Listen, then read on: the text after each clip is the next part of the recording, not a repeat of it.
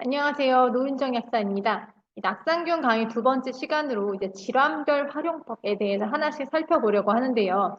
현장 활용도가 가장 높을 것으로 예상되는 질환이에요. 바로 과민대장 증후군인데요.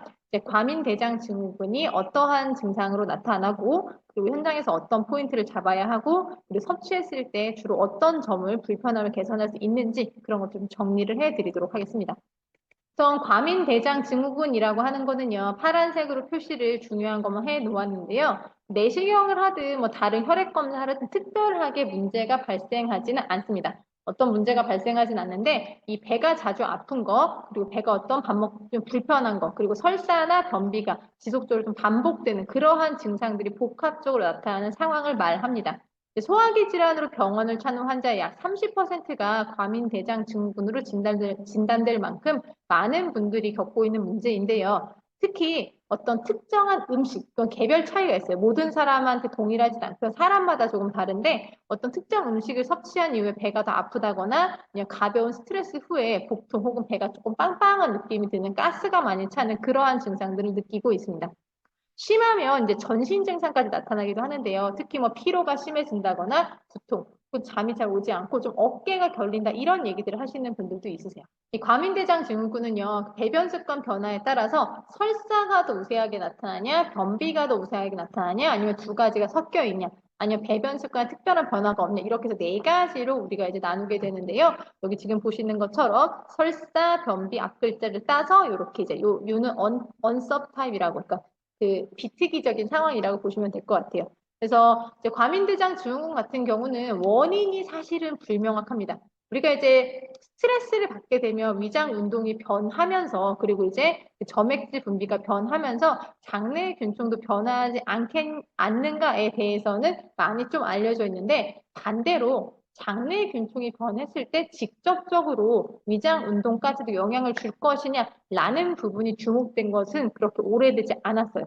지금 제가 설명드린 이것을 뇌 장축 이론이라고 우리가 이야기를 하는데요. 예전에는 어찌 보면 예민한 사람이 앓는 질환으로서 그냥 치부됐던 과민대장 증후군이 이 장내 균총에 대한 정보가 많이 알려지면서 장내 균총을 개선함으로써 치료할 수 있는 질환으로 다루어지고 있다라고 생각하시면 될 것 같아요. 특히 이 과민대장 증후군 같은 경우가 장염이라든지 혹은 항생제 치료 후에 즉 장내의 균형이 좀 무너지고 유해균이 늘어난 환경에서 많이 발견되는 것이 주목받으면서 그에 따라서 장내 균총이 그 하나의 원인으로 좀 알려지게 됐다고 보시면 됩니다. 우리가 앞서 말씀드렸던 그 설사형과 변비형을 구분하는 거는요. 바로 이런 기준에 따라서 구분을 하는데요. 요거 이제 브리스톨 대변 도표라 그래서요. 변의 모양이라고 보시면 돼요. 위에부터 보시게 되면 우리가 흔히 끼똥이라고 생각하는 거 요거 이제 심각한 변비 그리고 아래로 내려가게 되면 약간 이제 얘네들이 붙어 있긴 하나 덩어리 진 게 눈에 보이는 것 요거까지 우리가 변비 형태라고 보게 되고요. 이게 이제 소시지처럼 보이는데 약간 표면 균열이 있는 거나 완전히 표면 균열이 없는 거 요거 이제 정상 상태의 변이고 그다음에 밑으로 내려가게 되면은 이제 설사형으로 쫙 가는 거 아니면 식이섬유가 부족해서 변의 형태가 좀 잘 만들어지지 않는 거 이런 것들을 볼 수가 있는데요. 이 중에서 여기 지금 아래쪽 6번과 7번 거의 형태가 없는 이렇게 풀어지는 변 자체가 한 25% 이상이고 그리고 1, 2번 요게 한 25% 미만일 경우에는 우리가 이걸 설사형이다라고 이제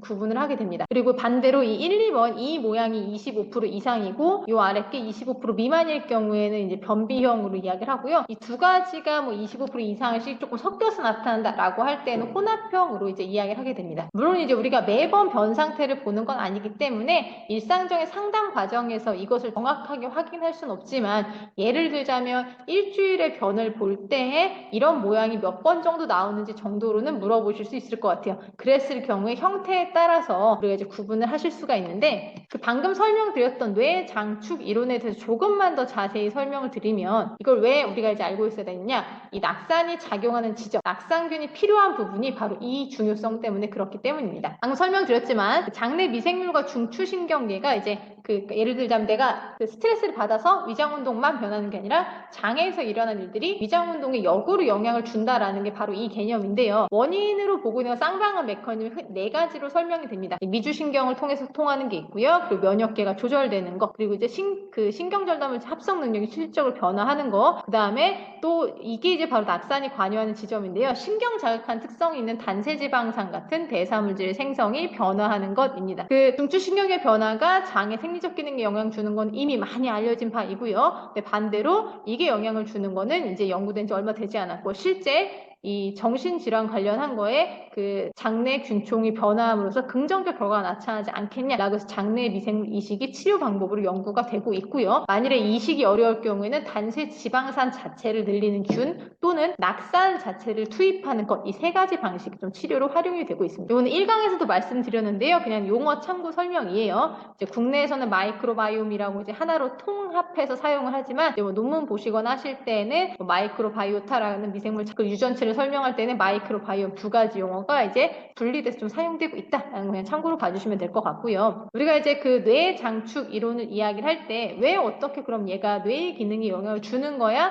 그게 대체 어떻게 되는 거야? 라고 설명을 하는데 2가지로 봅니다. 하나는 이제 장 점막의 투과성이 변하면서 이제 염증 물질이 뇌로 직접적으로 이동을 해서 손상을 주는 거고요. 2번째는 장내에서 형성되는 신경 전달 물질, 대표적으로 세로토닌이죠. 이런 것들이 형성이 되면서 이 신경계 기능에 영향을 주는 것입니다. 그래서 좀 간단하게 그림으로 표현을 한 건데요. 나중에 이거는 그냥 참고사항으로 봐주시면 될 것 같고요. 그래서 우리한테 그럼 지금 중요한 건 뭐다? 싼을 늘림으로 인해서 방금 설명드렸던 이 뇌, 장축, 즉 장을 건강하게 만들어서 뇌에서 내려오는 위장에 대한 설명을 변화시키는 것이 바로 낙산을 활용을 하는 건데, 이 낙산을 증가시키는 방법은 4가지가 있습니다. 4가지. 첫 번째, 지난번 1강에서도 보여드렸던 그림인데요. 낙산이라고 하는 거는 이제 포스트바이오틱스 중에서 가장 많이 연구가 된 물질이에요. 프로바이오틱스를 먹어도 늘어나고요. 프리바이오틱스를 먹어도 늘어납니다.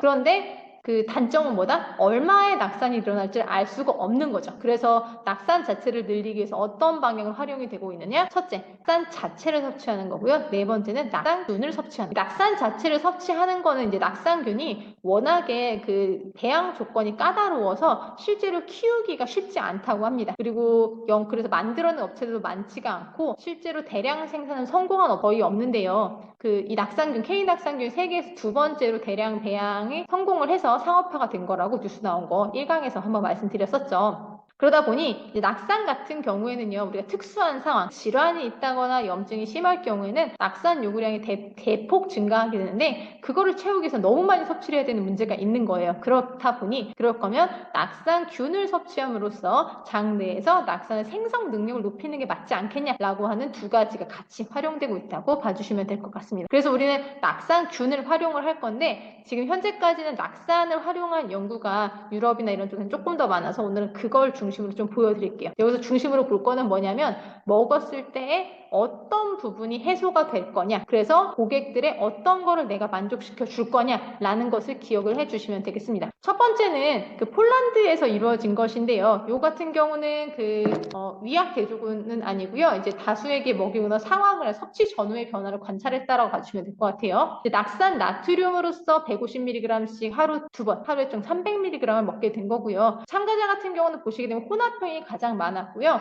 설사 변비형도 있었습니다. 먹고 났더니 어떤 증상이 해소가 되냐? 12주를 먹었거든요. 여기 지금 보시는 것처럼 배가 아픈 거, 이제 그 주황 색깔에서 파란색이 이제 감소된 거 보시면 돼요. 먹고 난 이후에 특히 가스 차는 거, 그리고 설사도 많이 줄어들었고 변비. 그러니까 설사 변비 같은 경우에는 그런 질문도 많이 받는데 낙산균 변비에 좋아요? 낙산균 설사에 좋아요?라는 이 질문. 이 단순 변비, 즉 무슨 얘기냐? 배 아픈 게 별로 없고 배 아픈 게 거의 없고 생활에 불편함도 없고 이런 식으로 과민 대장 증후군은 아닌 변비에는 일반 식이섬유를 쓰시는 게 훨씬 더 좋아요. 근데 이제 복통이 잦고 가스 차는 것도 좀 많이 불편하고 그리고 이제 변비가 심하고 가끔은 설사도 나고 이런 증상일 경우에는 이 낙산균을 포함한 것, 낙산을 사용을 하는 것, 즉 과민대장 증후군 증상으로 보기 때문에 이럴 때에는 낙산이 도움이 될 수가 있습니다. 그래서 다시 돌아오게 되면은요, 여기 지금 보게 되면 배 아픈 거 많이 줄었고 배변 급박은 뭐냐면 이거 쉽게 설명드리면 변이 마려운데 참지 못하는 거. 다 못 참는 거 아니야? 이렇게 생각하실 수도 있는데 과민 대장증후군 환자들은 정말 심하게 못 참습니다. 예를 들자면 정말 심할 때 누군가는 아침에 지하철을 타고 오다가 한 정거장 정거장에서 내려버리는 거예요. 화장실이 너무너무 급해가지고. 그러다 보니 이게 반복되면 어떻게 되세요? 일상생활에 문제가 생길 수밖에 없고, 그리고 이제 조금 스트레스를 받게 되면 이런 증상이 심해지는 분들도 있거든요. 그러면은 사회생활을 하는 데 있어서도 중요한 업무 수행에도 영향을 줄 수밖에 없는 겁니다. 그래서 과민 대장증후군 인체적인 시험을 할 때 또 하나 중요하게 보는 게 바로 이 부분인데요. 이 같은 경우는 이제 중국 연구진이 낙상균을 먹인 겁니다. 낙상균을 먹여서 하루에 1,500만 CFU를 먹였는데요. 여기 지금 보게 되면은 이제 뭐 과민성 대장증후군 관련한 증상을 검토한 것도 있는데 삶의 질 관련한 것까지 설문을 같이 했어요. 여기 이제 전반적인 내용을 보게 되면은 뭐가 가장 좋아졌냐면 배변 습관이 개선되는 것도 있었지만 삶의 만족도가 개선됐다라는 것에 있어서의 그 결과가 굉장히 좋았습니다. 여기 맨 마지막에 있는 부분인데요. 삶의 만족도. 그리고 이게 구체적으로 어떤 게 좋아졌냐라고 했을 때를 보니까 여기 지금 보시게 되면은 생활의 어떤 불편함, 방해하는 것에 있어서 만족도가 매우 높아진 겁니다. 그게 방금 제가 설명드렸던 거. 이게 안 겪어보신 분들은 전혀 공감하실 수도 있는데 특히 직장 생활하시면서 과민대장 증후군으로서 생활의 불편함을 겪어보신 분들이라면 일반 프로바이오틱스를 먹는 것보다는 확실히 낙상균을 드시는 게 훨씬 높으실 수밖에 없습니다. 그래서 낙상균, 즉 과민대장 증후군은 어떤 증상? 단순 설사 변비만이 아니라 배가 아픈 것, 그리고 가스가 자주 차는 것, 그로 인해서 변을 잘 참지 못해서 사회생활까지 영향이 오는 것, 요거를 체크를 하셔서 이런 분들한테는 꼭 낙상균을 써주시는 것이 일반 프로바이오틱스보다는 유리하다. 왜? 낙산이 많이 증가해야만 이게 해소가 되는데 일반 유산균을 먹었을 때 낙산이 얼마가 증가할지를 정확하게 알 수가 없어 그래요. 그런 부분에서 활용을 해주시면 도움이 될 것 같습니다.